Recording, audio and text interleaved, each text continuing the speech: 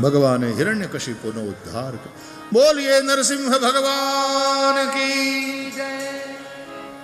ભક્ત પ્રહલાદની પ્રભુએ રક્ષા કરી. જે ઠાકોરજીના શરણે હોય ને, ભગવાન એની ગમે તે સ્થાને, ગમે તે સમયે, ગમે તે રીતે રક્ષા કરે જ છે. રક્ષા કરે જ છે. આપણે ત્યાં રામ રક્ષા સ્તોત્રના પણ આપણે પાઠ કરતા હોઈએ છીએ, નારાયણ કવચના પાઠ કરતા હોઈએ છીએ. ભગવાનનું નામ રક્ષા કરે છે. અભયમ સર્વભૂતેભ્યો દદામ્યેતદ વ્રતમ મમ સકૃદેવ પ્રપન્નાય તવાસ્મિ ઇતિ યાચતે. તો અભયમ સર્વભૂતેભ્યો દદામ્યેતદ વ્રતમ મમ. આ ભગવાનનું વ્રત છે, આ ભગવાનનું પ્રણ છે. માનવોના વિભિન્ન ધર્મોનું વર્ણન છે. 4 વર્ણ 4 આશ્રમના ધર્મોનું વર્ણન કર્યું છે. એને ભાગવતના 7મ સ્કંદની ધર્મ પંચાધ્યાયી પણ કહે છે. જેમ રાસ પંચાધ્યાયી છે 10મ સ્કંદમાં, એમ 7મા સ્કંદમાં ધર્મ પંચાધ્યાયી. પછી 8મો સ્કંદ મન્વંતર લીલા. એક કલ્પમાં 14 મન્વંતર થાય. એક કલ્પ એટલે બ્રહ્માનો દિવસ, અને એટલી જ પાછી એક કલ્પની બ્રહ્માની રાત. એટલે 2 કલ્પ થાય ને ત્યારે બ્રહ્માની ડેટ ચેન્જ થાય, તારીખ બદલાય. અને એક કલ્પમાં તો 14 મન્વંતર વીતી જાય. દરેક મન્વંતરના અધિપતિ મનુ અલગ અલગ હોય. દરેક મન્વંતરમાં મનુના પુત્ર હોય. દરેક મન્વંતરમાં સપ્તર્ષિ અલગ અલગ હોય. જેને તમે સપ્તર્ષિ કહો છો ને, દરેક મન્વંતરમાં અલગ અલગ હોય. દરેક મન્વંતરના ઇન્દ્ર અલગ અલગ હોય. ઇન્દ્ર કાંઈ કાયમી નથી હોતા. એનો ટેન્યોર એક મન્વંતરનો, પછી ઇન્દ્ર બદલાય. અને દરેક મન્વંતરમાં ભગવાનનો અવતાર પણ થાય. એ બધી કથા 8મ સ્કંદમાં છે. માટે મન્વંતર લીલા. અત્યારે જે મન્વંતર ચાલે છે ને, જેમાં અત્યારે આપણે જીવીએ છીએ, એ 7મો મન્વંતર છે. કયા કલ્પનો? શ્વેતવારા કલ્પનો. અને આ શ્વેતવારા કલ્પમાં અત્યારના જે બ્રહ્મા છે એના આયુષ્યનો આ દ્વિતીય પરાર્ધ એટલે સેકન્ડ હાફ ચાલે છે. બ્રહ્મા ઇઝ ઓલ્ડર, મોર દેન 50. આ બ્રાહ્મણો સંકલ્પ કરાવે ને પૂજાનો, એ ધ્યાનથી સાંભળો. ઓમ વિષ્ણુર વિષ્ણુ શ્રીમદ ભગવતો મહાપુરુષસ્ય વિષ્ણોરાજ્ઞયા પ્રવર્તમાનસ્ય અદ્ય બ્રહ્મણો દ્વિતીયે પરાર્ધે શ્રી શ્વેતવારાહ કલ્પે સપ્તમે વૈવસ્વત મન્વંતરે અષ્ટાવિંશતિતમે કલિયુગે કલિપ્રથમ ચરણે કાલ સંકીર્તન. પછી દેશ સંકીર્તન હોય. ભારત વર્ષે ભૂરલોકે ભરતખંડે ગુર્જર પ્રદેશે અનાવાડા ગ્રામે ગોતીર્થે ઇત્યાદિ.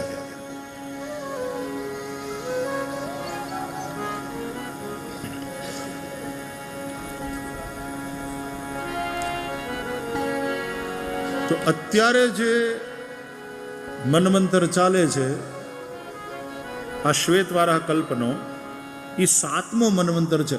ફરીથી કુલ કેટલા મન્વંતર એક કલ્પમાં? 14. અને અત્યારે ચાલે છે એ કેટલામો? 7મો. પણ દરેક મન્વંતરમાં 71 ચોકડી કરતાં વધારે સમય પસાર થાય. ચોકડી એટલે સત્ય, ત્રેતા, દ્વાપર, કલી, 4 યુગ મળે અને ચોકડી કહેવાય. ચતુર્યુગી આપણી ભાષામાં ચોકડી. 71 કરતાં વધારે ચતુર્યુગી. તો અત્યારે જે આ 7મો મન્વંતર ચાલે છે એનું નામ વૈવસ્વત મન્વંતર. અને આ વૈવસ્વત મન્વંતરની અત્યાર સુધીમાં 27 ચોકડી પૂરી થઈ ગઈ. 27 ચતુર્યુગી પૂરી. આ 28મી ચતુર્યુગી 71 કરતાં વધારે યાદ રાખજો. અને એમાંની આ 28મી ચતુર્યુગી એનો સતયુગ ગયો, ત્રેતા ગયો, દ્વાપર ગયો. આ શું ચાલે છે? કલિયુગ. માટે 28 તમે કલિયુગે પણ કલિયુગના તો પૌરાણિક દ્રષ્ટિએ જોતા 4,32,000 વર્ષ આપણા માનવોના,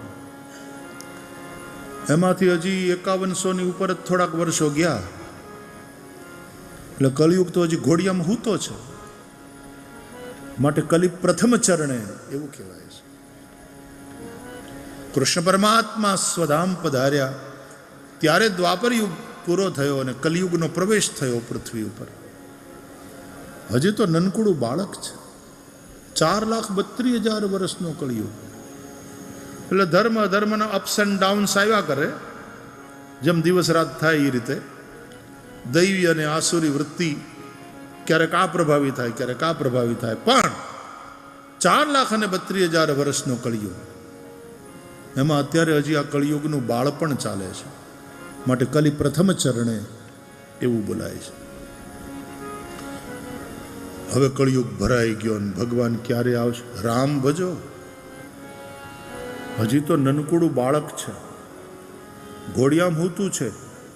હેલો નાખો, એને હિંચકા નાખો, એમ કઈ જટ મરે એમ નથી.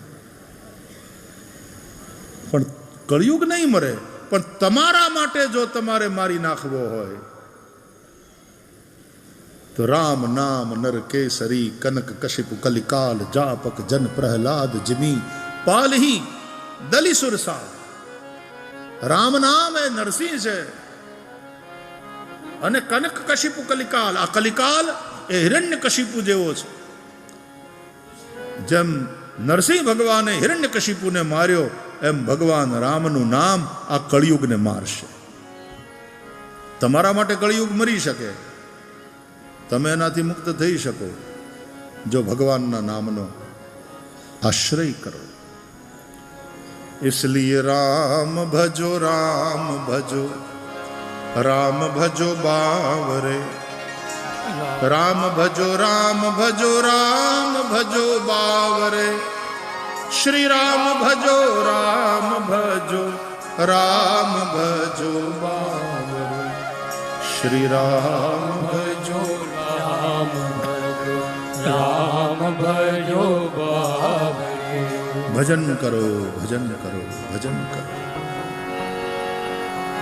शरीर भजन के लिए मिला है, जीवन भजन के लिए मिला है. कोटिम त्यक्त्वा हरिम स्मरेत. तो आ मन्वंतरोनी कथा, ભગવાનનો નરનારાયણ અવતાર થયો એની કથા કહી. ભગવાનનો હરિ અવતાર થયો જેણે ગજેન્દ્રનો ઉદ્ધાર કર્યો તે કથા કહી. અજિત ભગવાન, એમણે દેવો અને દાનવોને ભેગા કર્યા અને સમુદ્ર મંથન કરાવ્યું. આશા રાખી હતી અમૃતની, પણ નીકળ્યું કાળકુટ વિષ. એકબીજાને પૂછવા માંડ્યા, તું પીશ તું પીશ? તો આ તો એનો જેવું, ચા લે હો કોફી લે હો. આ ચા કોફી હતી? તે એકબીજાને પૂછાય, કોણ પીવે? કોઈ વિષ માટે તૈયાર ન થયું. અને આ વિષ જગતને ખતમ કરે પહેલા બધા ગયા ભગવાન ભોળાનાથ પાસે. અને ભોળિયો નાથ એવો ઉદાર, ભગવાન વિષ્ણુએ તમને મોકલ્યા, લાવો લાવો તો મારા માટે પ્રસાદ કહેવાય. પી ગયા, કંઠમાં ધારણ કર્યું. બોલીએ નીલકંઠ મહાદેવ કી જય. નમઃ પાર્વતી પતયે. હર હર મહાદેવ. ભાલે તિલક કર્યું, કંઠે વિષ ધર્યું, અમૃત આપો, દયા કરી શિવ દર્શન આપો. શંભુ શરણે પડી માગો, ઘડીએ ઘડી કષ્ટ તાવો, દયા કરી શિવ દર્શન આપો.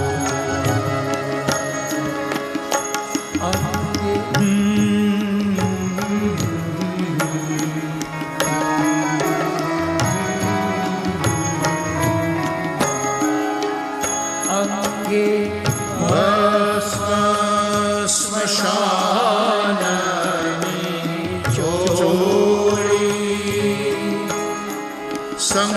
અંગે રાખો સદા ભૂત ટોળી.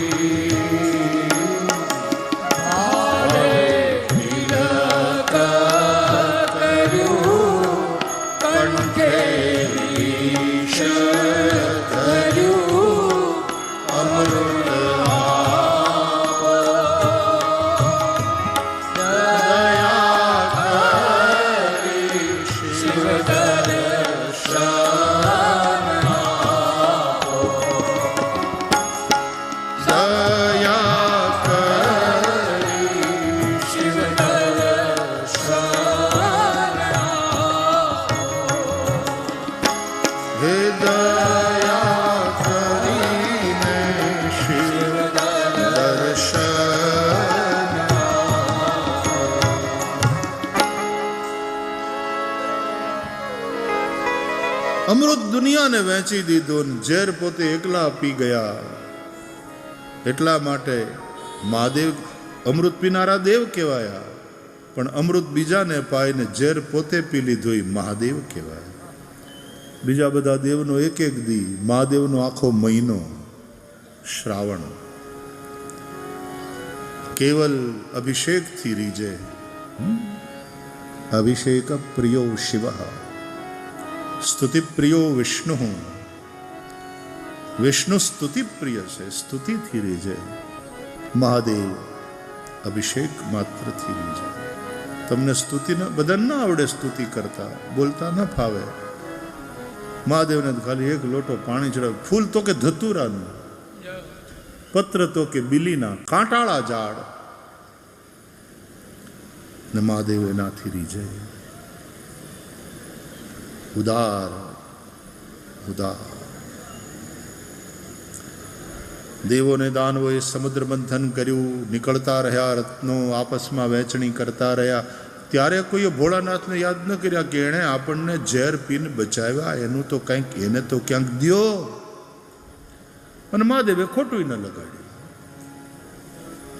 હા, પછી મહાદેવ મોહિનીમાં મોહાયા, પણ એ મોહિની કોઈ સામાન્ય નથી, સાક્ષાત ભગવાન નારાયણ છે. એટલે મહાદેવને મોહ થયો તો પણ ભગવાનના સ્વરૂપમાં. દિવ્ય કથા. લક્ષ્મીજી પ્રગટ થયા, ભગવાન નારાયણને વર્યા. હાથમાં અમૃત કુંભ લઈ ભગવાન ધન્વંતરી પ્રગટ થયા છે. અમૃતને લઈ દેવો અને દાનવોમાં જોટાજોટી થઈ.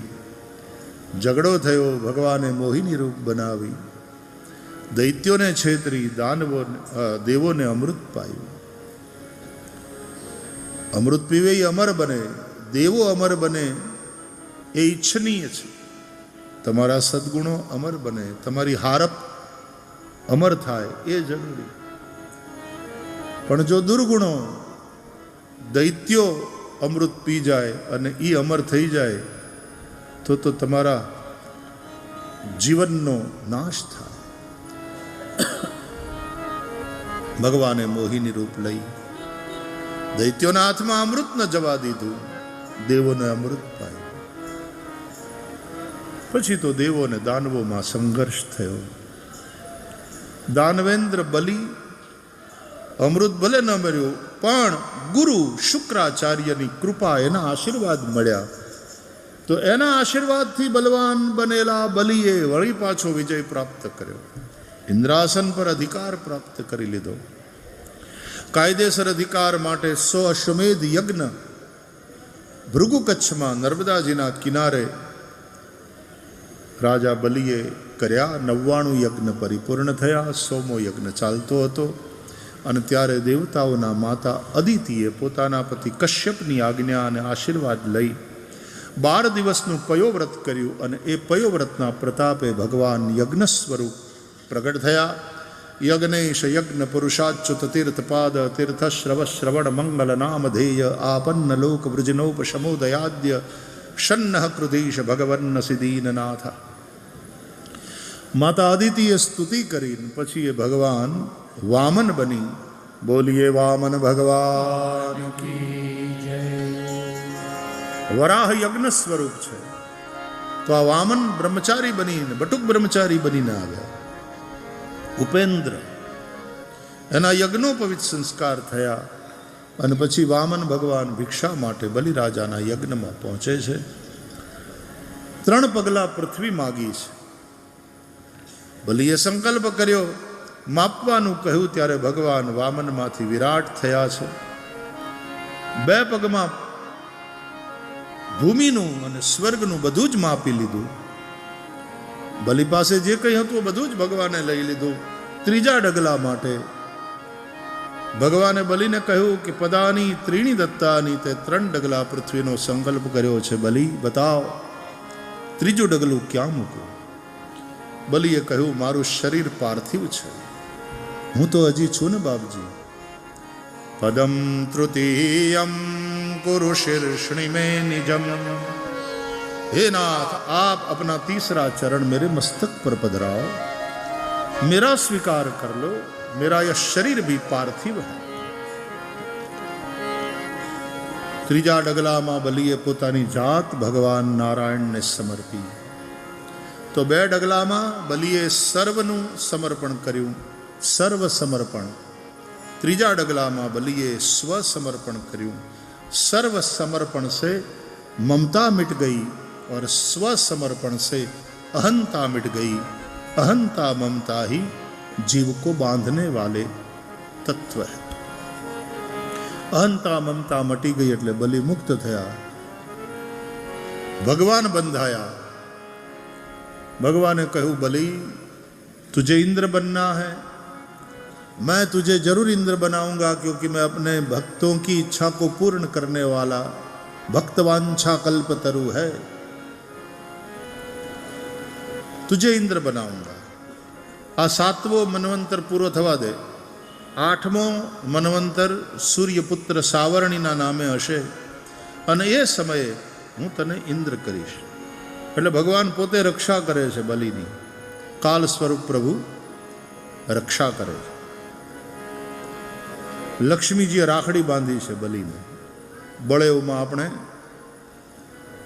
ઉજવીએ છીએ, રક્ષા બાંધીએ છીએ અને બોલીએ છીએ, યે ન બધ્ધો બલિ રાજા દાનવેન્દ્રો મહાબલ તેન ત્વામ પ્રતિબધ્નામી રક્ષે મા ચલ મા ચલ. 8મા સાવરણી મન્વંતરમાં ભગવાન બલિને ઇન્દ્ર કરવાના છે. એટલે બલિ હજી જીવે છે. ચિરંજીવીઓમાં બલિનું નામ છે અશ્વત્થામા, બલિ, વ્યાસ, હનુમાંશ્ચ વિભીષણ, કૃપ, પરશુરામશ્ચ સપ્તૈતે ચિરજીવિન. 8મા માર્કંડેય ઇત્યાદિ આ બધા ચિરંજીવીઓનું સ્મરણ થતું હોય છે. આ બધી કથાઓ કહી છે. અન્ય મન્વંતરોની કથા અને છેલ્લે ભગવાન મત્સ્યનારાયણની કથા સંભળાવી, જેમણે પ્રલયકાળના જળમાં મહારાજ મનુની સપ્તર્ષિઓ અને ઔષધિઓ સાથે રક્ષા કરી. આપણે ત્યાં દરેક અવતારથી પાછા એક પુરાણ પણ છે. મત્સ્ય ભગવાને ઉપદેશ કર્યો તો મત્સ્ય અવતારથી મત્સ્ય પુરાણ, એ રીતે કુર્મ પુરાણ, વરાહ પુરાણ, નૃસિંહ પુરાણ ઇત્યાદિ અવતારોના નામે પણ પુરાણો છે. જે 18 પુરાણ છે એની અંદર આ બધા પુરાણોનો સમાવેશ છે. મદ્વયમ ભદ્વયમ ચૈવ બ્રત્રયમ व चतुष्टयम इत्यादि श्लोकों के द्वारा विद्यार्थियों को पुराण के नाम याद कराए जाते हैं हमारे यहाँ गुरुकुलों में. 9મ સ્કંદ ઈશાનું કથા છે. સૂર્ય ચંદ્ર વંશના રાજાઓની કથા 9મા સ્કંદમાં કહી છે.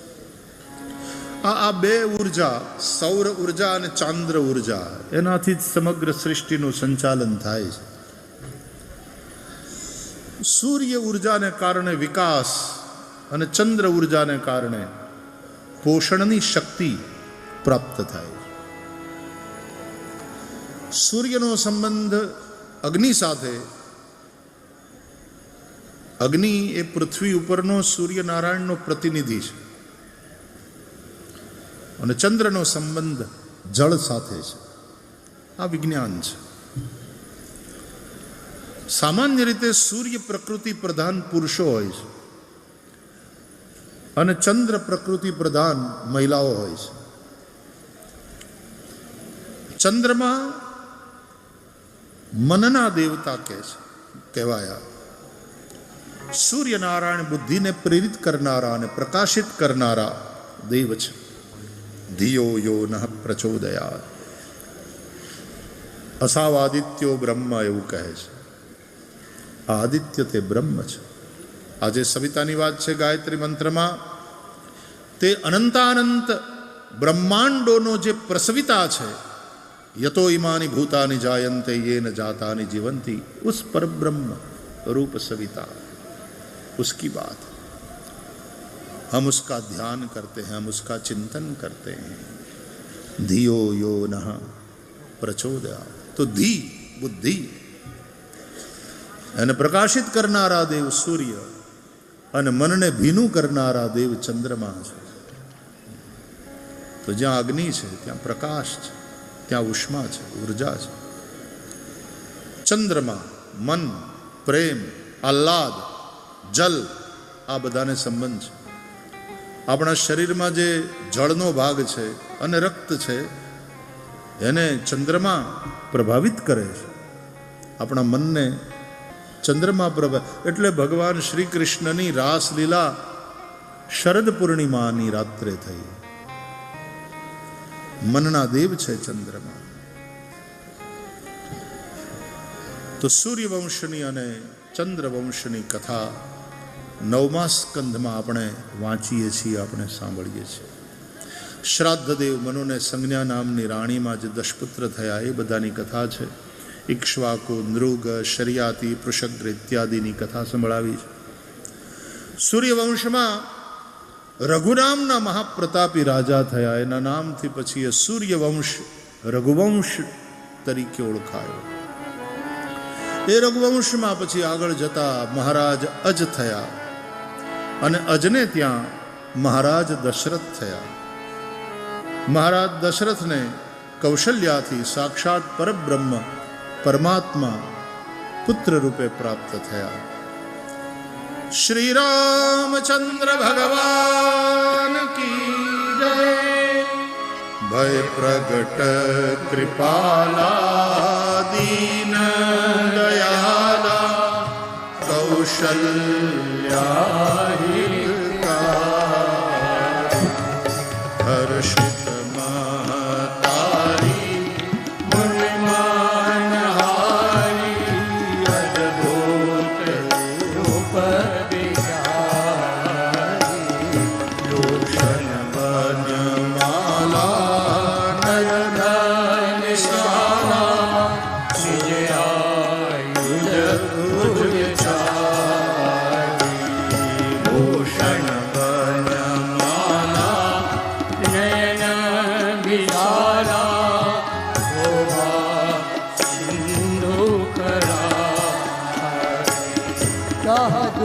कर जोरी अस्तुति कोई के विधि करो माया गुण ज्ञानातीत अमाना पुराण करुणा सुख सागर सब गुण आगर श्रुति संता सो लागी जन अनुरागी श्री ब्रह्मांड निकाया निर्मित माया ब्रह्मांड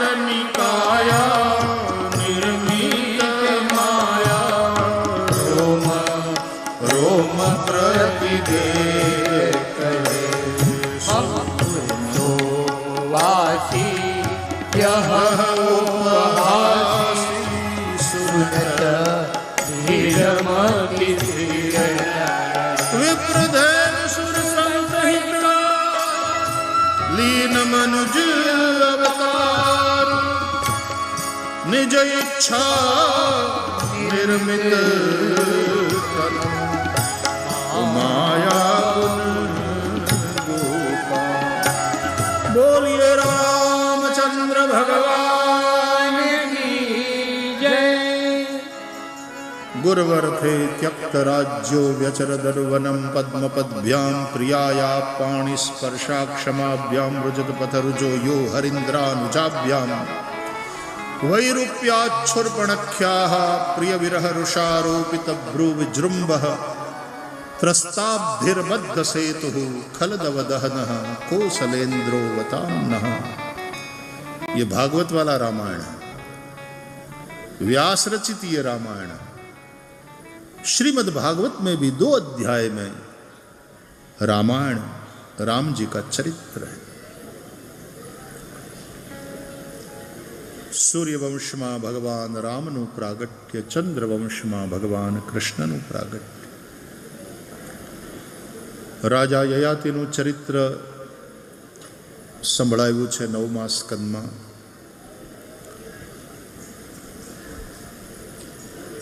બે કારણ। એક તો રાજા યયાતિના ચરિત્રથી સંક્ષેપમાં એ સમજવાનું છે કે ભોગો ભોગવવાથી કોઈ દિવસ ઇન્દ્રિયો તૃપ્ત થઈ શકે નહીં। રાજા યયાતિએ પોતાનો બુઢાપો પોતાના દીકરાને દીધો અને દીકરાની જવાની લઈને ભોગવ્યા, તોય એને સંતોષ થયો નહીં। અંતે રાજા યયાતિએ કહેવું પડ્યું, ન જાતુ કામઃ કામાનામ ઉપભોગેન શામ્યતિ હવિષા કૃષ્ણવર્તમેવ ભૂય એવાભિવર્ધતે। भोग एक अग्नि है और भोग भोगने की प्रत्येक प्रवृत्ति उसमें ईंधन डालना है। जितनी आहुति देते रहोगे भोग की अग्नि प्रदीप्त ही रहेगी, बुझेगी नहीं। यदि चाहते हो कि भोगाग्नि शांत हो जाए तो उसमें ईंधन डालना, आहुति देना बंद कर दो। जितना है उसको भस्मसात करके फिर वो अग्नि स्वतः शांत हो जाएगी। तो भोग की प्रवृत्ति से परहेज करना चाहिए, उससे दूर होना, बस वो संयम करना हमारे हाथ की बात है। वरना तो काम रूपम दुरासदम जहि शत्रुम महाबाहो काम रूपम दुरासदम। जितना कठिन है काम रूप शत्रु को, लेकिन भगवान अर्जुन को कहते महाबाहो, तू भी महाबाहो, तू भी कोई ऐसा वैसा नहीं है, यदि प्रयास करे जीत सकता है। इसलिए डिसअपॉइंट नहीं करते अर्जुन को, हाँ निरुत्साह नहीं करते, खबर रहवा दे ने, हारा हारा कामनी आगळ हारी गया, तू किस खेत की मूली। बड़े बड़े कंदमूल फल खाने वाले ऋषि मुनि हार गए और तू उस दुरासदम, ऐसा जो कामरूप शत्रु है उसको जीतना बड़ा कठिन, तू कैसे जीत सकता। नहीं, महाबाहो गीता में आए हुए संबोधनों का एक मनोविज्ञान है कि वो संबोधन वहां क्यों किया गया, किस भाव से यह संबोधन किया गया, उसके पीछे क्या मनोविज्ञान। यह एक स्वतंत्र विषय है, इसके ऊपर शोध कार्य हो सकता है, कोई पीएचडी कर सकता है। भगवत गीता में आए हुए संबोधनों का मनोविज्ञान, ऐसा कुछ विषय लेकर के वो कोई पीएचडी कर सकता। मैंने कई जगह ऐसा, और कुछ लोग उससे प्रेरित होकर के उस दिशा में काम भी कर रहे हैं। पर यहाँ महाबाहो अर्जुन को संबोधन किया, जहि शत्रु महाबाहो काम रूपम दुरासद। આપણે ત્યાં બ્રહ્મચર્ય એટલે કામથી લડવાની વાત નથી, ब्रह्म में चरने की बात है, ब्रह्मचर्य। बस उसी ब्रह्म में चरते रहो, बाकी काम से लड़ना, और ये अंधकार से लड़ोगे तो अंधकार थोड़ी ना मिटेगा। दिया जलाओ, अंधकार मिट जाएगा। ब्रह्म में चरण हो तुम्हारा, ब्रह्म में ही विचरण हो, ब्रह्म का ही चिंतन हो। ब्रह्मचर्य बहु पॉजिटिव शब्द है ब्रह्मचर्य।